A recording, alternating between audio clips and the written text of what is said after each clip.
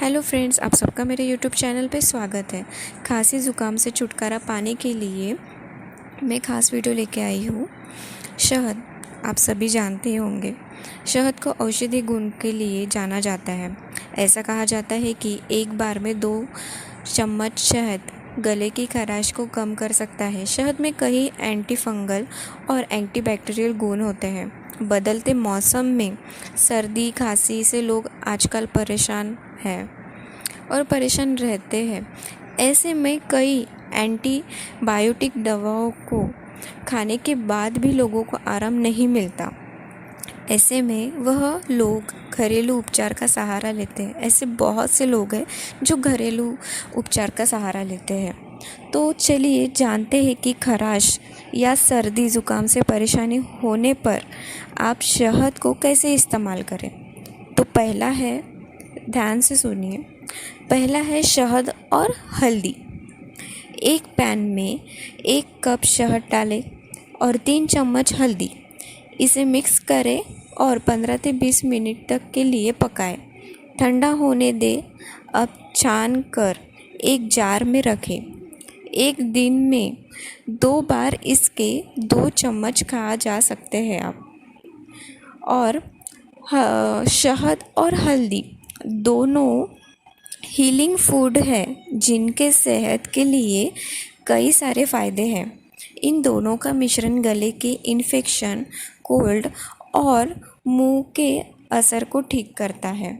दूसरा है शहद और अदरक। 1 कप शहद को पैन में मिलाएं और 2 इंच अदरक को घिस कर मिलाएं। इसे अच्छे से मिलाएं और कम आंच पर 10 मिनट के लिए मिलाएं। इसे ठंडा होने दें और छान कर इसके 2 चम्मच खाएं। माइनर इन्फेक्शन के लिए अदरक अच्छा है। तीसरा है शहद और नींबू की चाय। 1 कप पानी में 2 चम्मच शहद मिलाएं और 2 स्लाइस नींबू। एक साथ 3 से 4 चम्मच नींबू के रस को मिलाएं। अब इसमें 1 चम्मच नींबू के छिलके भी मिला सकते हैं। अब इसे मध्यम आंच में पकने दें। अच्छे से पकने के बाद छान कर पिए। इसे दिन में 2 बार पी सकते हैं। शहद और नींबू दोनों में गले की खराश के लाभदायक होती है। इस चाय में एंटी इन्फलेमेटरी गुण होते हैं जो आपके गले में सूद करते हैं और फ्लू के लक्षण को कम करते हैं।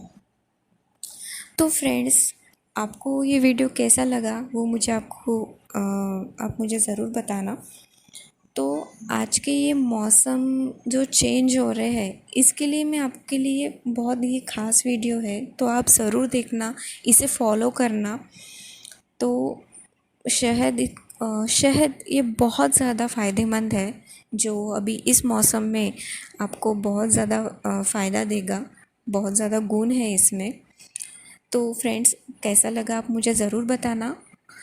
Thank you friends, bye bye. अपना ख्याल रखना सभी।